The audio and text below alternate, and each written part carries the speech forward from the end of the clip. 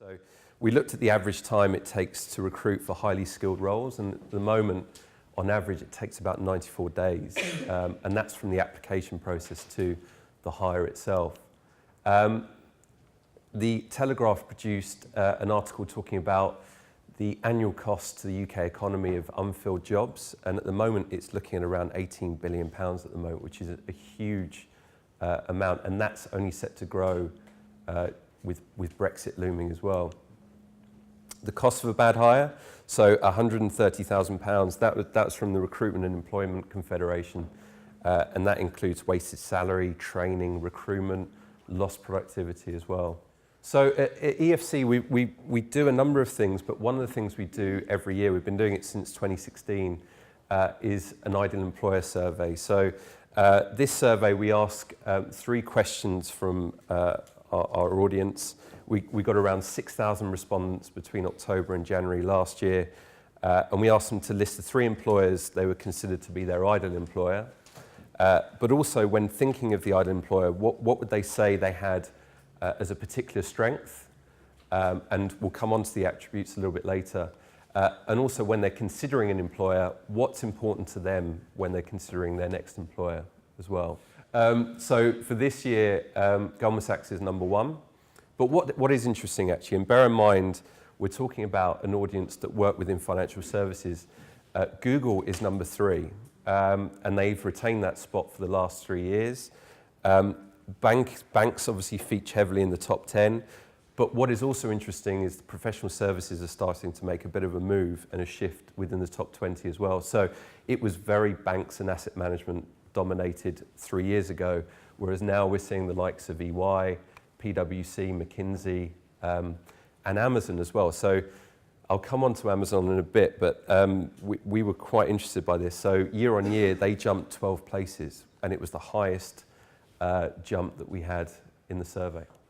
For tech and 18 to 25-year-olds, so these are tech respondents. Number 1, obviously Google. Number 2, JP Morgan, which is good news. So ahead of Goldman Sachs.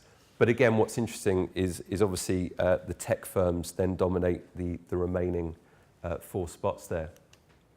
For young talent, and bear in mind, these are people who have an aspiration to work within financial services.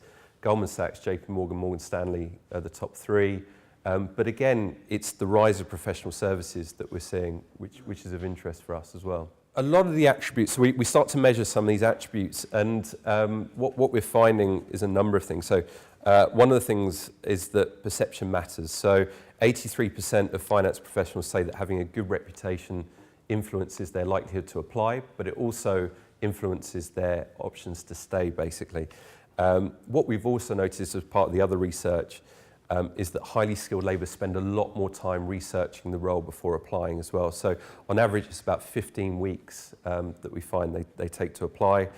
60% of the jobs that are applied for have started from a Google search, and 89% of candidates read career-related articles when conducting a job search as well. These are the key attributes. So we're talking about the tech audience, and these are the key attributes that they voted for. This was the highest of importance for them. So challenging, interesting work was number 1. Competitive salary was number 2. You've got positive organisational culture, opportunities for promotion, open, transparent communication, strong exec leadership, innovator in the industry, solid training and development. What's really interesting again for us is over the 3 years, number 1 and number 2 was always competitive salary and bonus. And now we're finding a lot of these more softer skills and softer benefits are starting to creep in, like challenging, interesting work.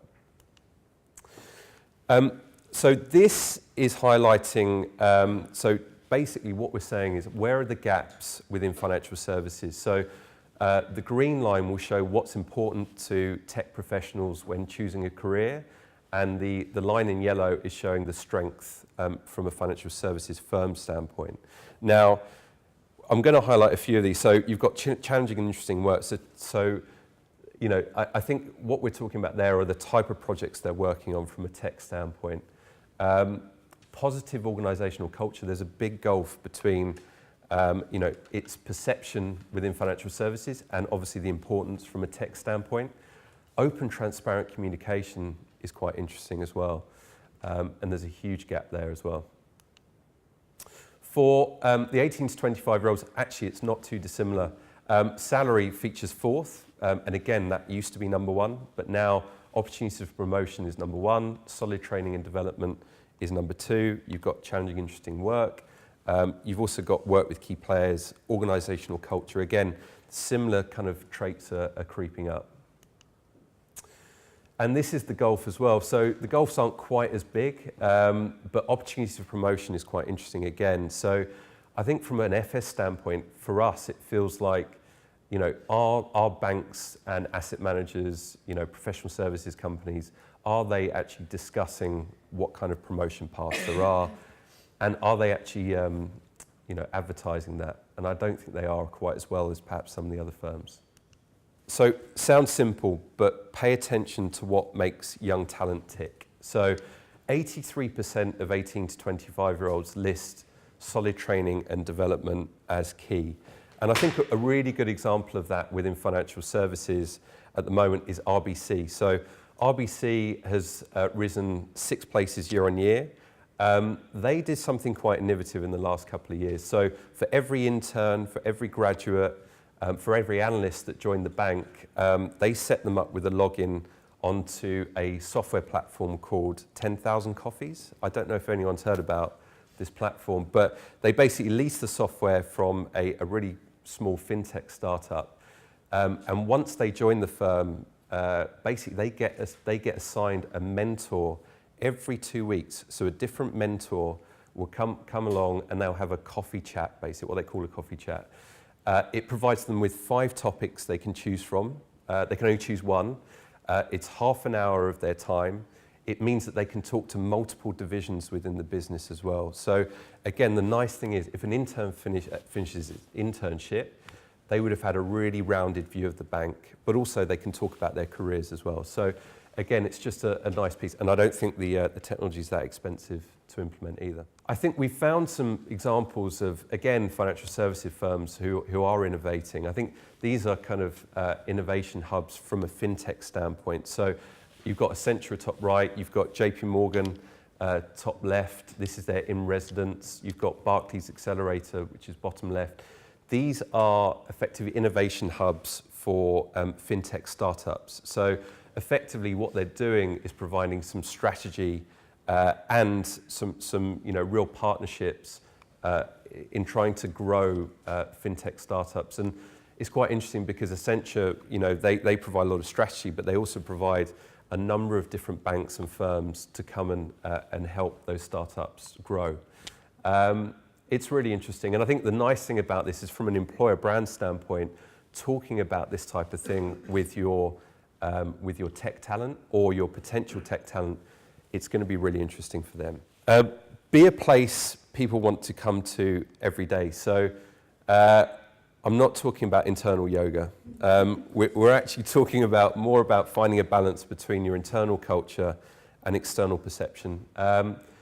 Another good example of this, so we met with a US bank in the last couple of weeks, and they've just implemented a couple of things. So they've decided to close their office doors at the weekend.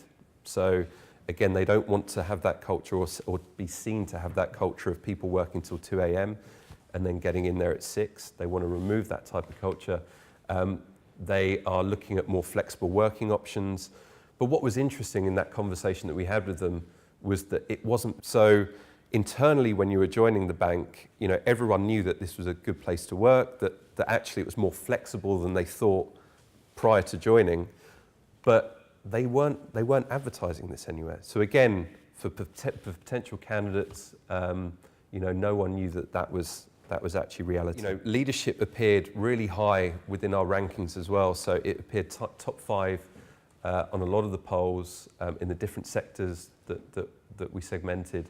I think coming back to Amazon, so they've risen 12 points year on year, and we think it's for a couple of reasons. Obviously, everyone knows who Jeff Bezos is. Quite often we know the strategy of Amazon.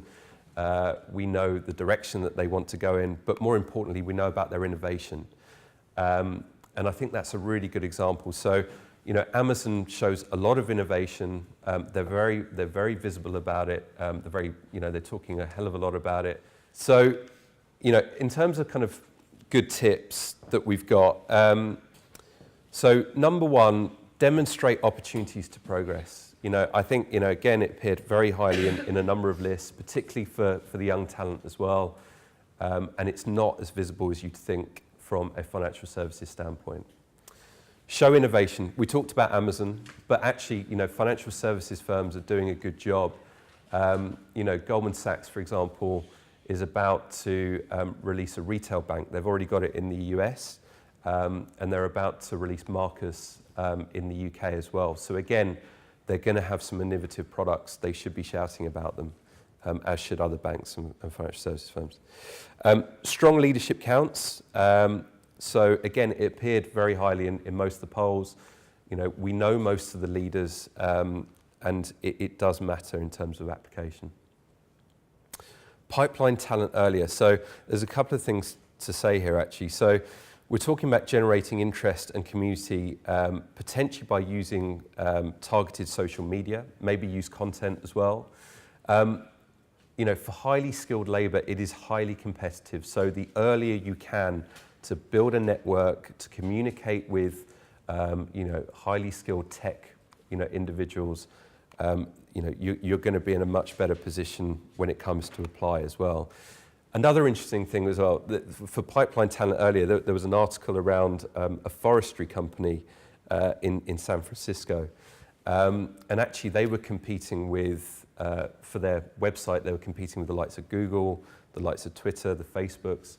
And they were losing out a hell of a lot to that type of firm. So one of the things they looked at was mentoring at schools. So from an investment standpoint, they couldn't advertise everywhere over on the West Coast, but what they could do was go to schools, provide time and mentor some of the potential tech talent from a school basis, so even going before universities and colleges, and they had great success in mentoring those students once they reached colleges as well. Be inclusive. So we talked about RBC and their mentoring program. It was a good example. Another one that we can think of is Deloitte. So Deloitte have you know, previously held a film festival. I don't know if you know about this, but they asked their employees to produce a video. They asked them to get into Teams and do it, and basically produce a video of a day at Deloitte. And so they had to come up with innovative ideas, you know, interesting stories around it. I think 5% of the workforce actually took part in creating the videos, and you know, and then 75% of the workforce actually viewed the videos or, you know, participated in it as well. So again, it's just a great way of using your own employees to do it, because again, I think Jonathan mentioned this as well, from a referral standpoint, they're the best marketeers